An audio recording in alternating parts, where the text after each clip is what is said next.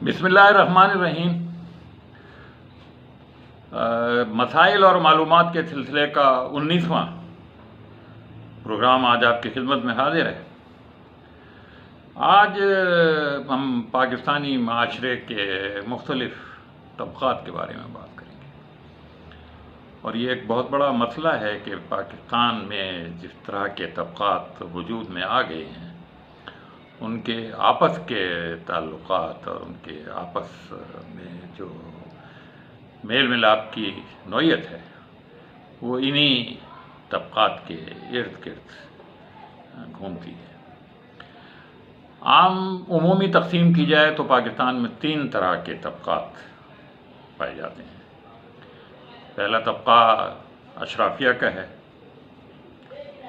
جسے سب آسائشیں اور ساری طاقت اور اختیار حاصل ہے اس معاشرے میں رہتے ہوئے۔ کوئی پرواہ نہیں ہے اسے، کوئی پریشانی نہیں ہے، باہر کے ملکوں سے بھی زیادہ انہیں یہاں آسائش ہے۔ دوسرا طبقہ زندگی کی بنیادی سہولتوں سے بالکل بے بہرا ہے، اسے یہ سہولتیں میسر نہیں ہیں یا بہت مشکل سے یہ سہولتیں اس کو ہاتھ آتی ہیں۔ ان کے اپنے اختیار کا تو سوال ہی نہیں۔ ایک تیسرا طبقہ درمیان کا طبقہ ہے، جس کی حالت سب سے خراب ہے، چونکہ وہ محسوس بھی کرتا ہے، وہ احساس بھی رکھتا ہے، وہ سوچتا سمجھتا بھی ہے، وہ کڑتا بھی ہے، وہ خلجان میں بھی مبتلا ہوتا ہے۔ تو یہ طبقہ ایسا ہوتا ہے جو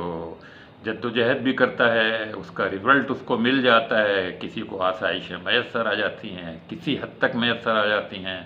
زندگی اچھی گزرتی ہے، کچھ اختیارات اور طاقت بھی اس کے اختیار میں ہوتے ہیں،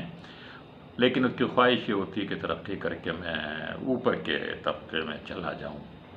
لیکن ہوتا یہ ہے کہ کبھی حالات خراب ہو جاتے ہیں تو وہ درمیانے طبقے سے بھی گر کر نچلے طبقے میں، جسے لوور کلاس کہتے ہیں، اس میں چلا جاتا ہے۔ تو بہرحال یہ ہمارے ہاں 3 طبقات ہیں۔ اشرافیہ تو وہ ہے جو سونے کا چمچہ منہ میں لے کر پیدا ہوتی ہے، ساری سہولتیں انہیں گھروں میں حاصل ہوتی ہیں، بے ایمانی سے، بدمعاشی سے، چالاکی سے دولت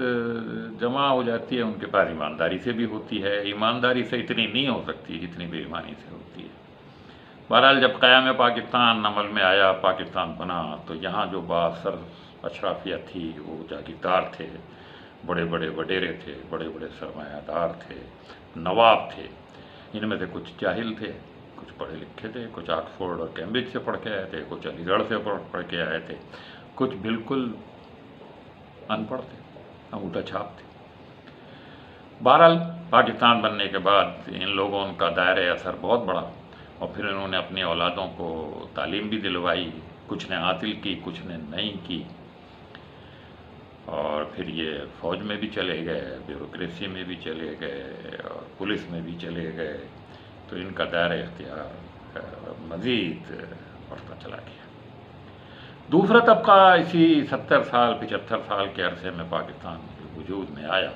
وہ لوگ ہیں جنہوں نے کچھ کوشش کی، جنہوں نے کچھ جدوجہد کی۔ اس کے نتیجے میں چھوٹے صنعت کار بہت بڑے بڑے صنعت کار بن گئے، جو ہندوستان میں ایک چھوٹے لیول کا کاروبار کرتے تھے وہ بڑے تاجر بن گئے، زمیندار بن گئے، اور پھر انہوں نے جاگیرداروں اور سرداروں اور نوابوں سے مل کر طاقت کچھ حاصل کی، پھر سیاستدان بن گئے، اور پھر یہ حکومتوں میں اور اسمبلیوں میں اور بڑے بڑے اداروں میں، اور یہ بھی فوج میں اور سول بیوروکریسی میں شامل ہوتے چلے گئے۔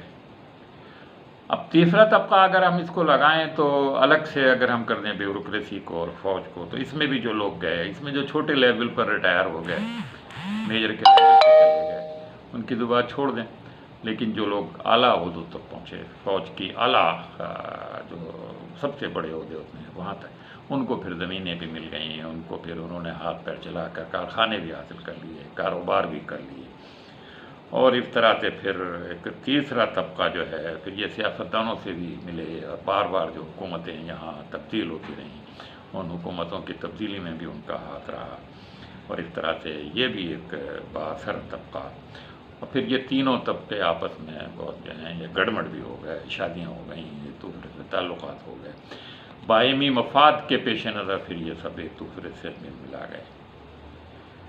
اب یہی لوگ جو ہیں وہ مختلف جماعتوں میں بھی چلے گئے، مختلف سیاست کے مختلف گروہوں میں بٹ گئے،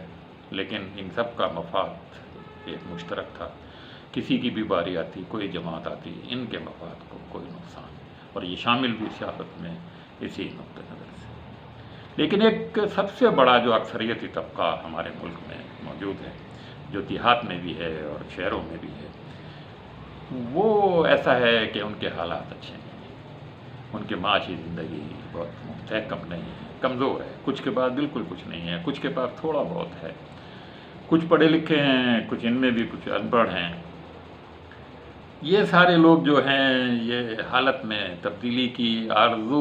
کچھ رکھتے بھی ہیں اور کچھ قانے ہوتے ہیں اپنی صورتحال پر، جیسے میں نے پہلے ذکر کیا۔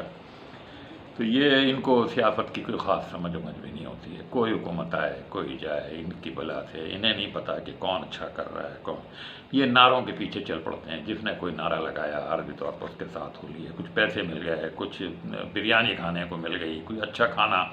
کسی نے تھوڑی سی عزت دے دی، بس اس کو ووٹ لے جا کر ووٹ دے دیا، بعد میں 5 سال تک اس کی شکایت بھی نہیں کرتے، یہ بھی نہیں کہتے، وہ کہتے تھا بس یہ بڑے لوگ ہیں، بس یہ ان کو چھوڑے۔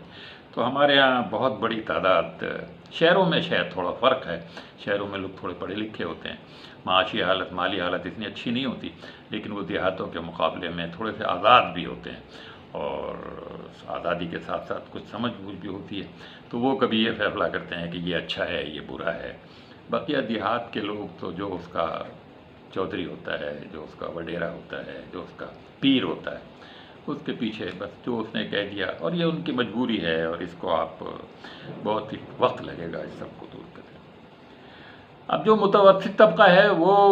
تو درمیان کا طبقہ ہے، اس میں چھوٹے تاجر ہیں، چھوٹے دکاندار ہیں، چھوٹے زمیندار ہیں، جن کی 100 ایکڑ 200 ایکڑ 300 ایکڑ زمین ہے، وہ اپنے بچوں کو پھر تعلیم دلانے کے لیے شہروں کی طرف بھیجتے ہیں۔ وہ کوشش کرتے ہیں کہ وہ اس جہالت سے نکلیں، اس چودھری اور وڈیرے کی جو حکمرانی ہے اس سے نکلیں، تھوڑی سی آزادی وہ حاصل کرنا۔ یہ تھوڑے سے پڑھے لکھے بھی ہوتے ہیں، پھر یہ ملازمتیں بھی کرنے لگتے ہیں، جب ملازمت کرتے ہیں تو ان کا وابطہ پھر دوسری طرح کے لوگوں سے پڑتا ہے، تو یہ تھوڑے سے سمجھدار لوگ ہوتے ہیں، اور ان کے پاس پھر کچھ پیسہ بھی آ جاتا ہے، کچھ آسائشیں بھی آ جاتی ہیں، اور ان میں حالات کو بدلنے کی امنگ بھی ہوتی ہے کہ ان حالات کو بہتر کیا جائے، اور یہی طبقہ ہے جو سب سے زیادہ حالات کے بدلنے میں ممد و معاون ہو سکتا ہے۔ لیکن ان میں سے بھی بہت سارے لوگ صرف اس کوشش میں ہوتے ہیں کہ کسی طرح سے ہم لوور مڈل سے اپر مڈل میں چلے جائیں، اور اپر مڈل والے جو ہیں وہ کوشش کرتے ہیں کہ ہم اپر کلاس میں چلے جائیں، لیکن حالات بعض مرتبہ ایسے ہوتے ہیں کہ یہ ان کی آرزو پوری نہیں ہوتی، اور یہ اس سے بھی نیچے گر جاتے ہیں، ان کو کھانا کمانا مشکل ہو جاتا ہے، ان کو سب اپنا وائٹ کالر جسے کہتے ہیں، سفید پوشی جو ہوتی ہے، وہ بھی برقرار رکھنا ان کے لیے بہت مشکل ہوتا ہے۔ بہرحال اس طبقے سے ہی کچھ امید کی جا سکتی ہے، اور یہی طبقہ ہمارے ملک کے اگر کچھ حالات بدل سکتا ہے، یعنی وہ طبقہ جو شہروں میں رہتا ہے، دیہاتوں سے شہروں میں آ گیا ہے، سمجھ بوجھ رکھتا ہے، کچھ تعلیم رکھتا ہے، ان کے بچے کہیں کچھ باہر بھی چلے گئے ہیں، ملک میں بھی کہیں چھوٹی موٹی یا زیادہ اچھی ملازمتیں کر رہے ہیں، تو یہی طبقہ ہماری امید کا مرکز ہو سکتا ہے۔ جو لوگ ملک میں اصلاح کا کام کر رہے ہیں، جو لوگ ملک میں بہتری کے لیے کام کر رہے ہیں، انہیں اسی طبقے کو فوکس کرنا چاہیے اپنا ہدف۔ اب انور سعید کو اجازت دیجیے، اللہ حافظ۔